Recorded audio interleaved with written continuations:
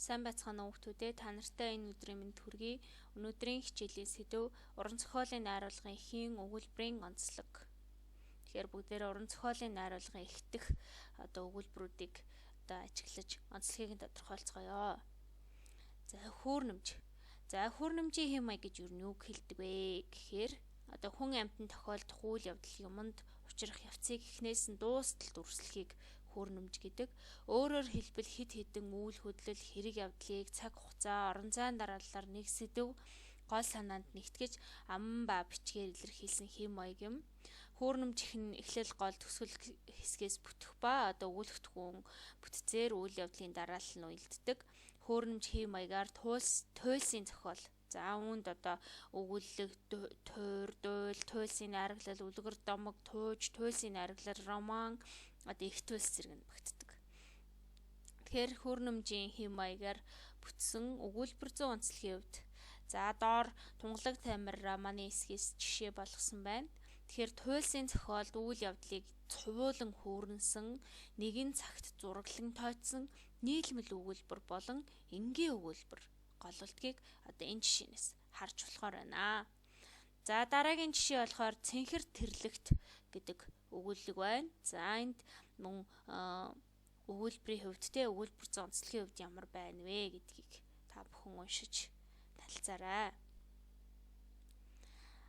Дараагийн хэм маяг бол тоочмж. Энэ нь болохоор юм үзэгдлийн шинж тэмдгийг зураглахыг тоочмж гэдэг. Тооцохдоо бүх шинжийг бус уул юмны гадаа дотоод дүр төрхийг үзүүлэхүйц шинжийг нарийн дистаратаа гаргасан байдаг.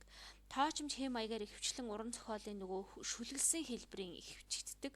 Үүнд шүлэг, уянгын найраглал, ерөөл, магтаал гэх зэрэг. Тэгэхээр эндээс Дебт хоёрын Боргочингийн талд Болжмор жиргэн Бойтогны хонх дуугарах шиг дотн санагдана гэсэн шүлгийн хэсэг байна. Даш балбарын бас нэг шүлэг байна. Чиний лонломсыг алган дээрээ дусааж чийгтэй гараар хацрагчин инкрэлж яаж шүү таануусыг хайрлалаа да гэсэн эндээс. Үүнээс ингээ ажиглавал зэрэгцүүлсэн хэм маяг голлож байгаа. Өгүүлбэр зүйн онцлогийн хувьд. Тэгээ энэ бүхнээс дүгнвэл хүүрнэмжийн хэм маяг дээр болохоор үсэрсэн нийлмэл өгүүлбэр, энгийн өгүүлбэр хоёр бол их байдаг. Тэгээд зэрэгцсэн нийлмэл өгүүлбэр болохоор тоочмжийн хэм маяг дээр ялангуяа аялгаар зэрэгцсэн өгүүлбэрүүд ихэвчлэн байдаг. Холимог нийлмэл өгүүлбэрийн хувьд болохоор хүүрнэмжийн хэм маяг дээр бас түгээмэл их байгаа ажиглагдчих байна.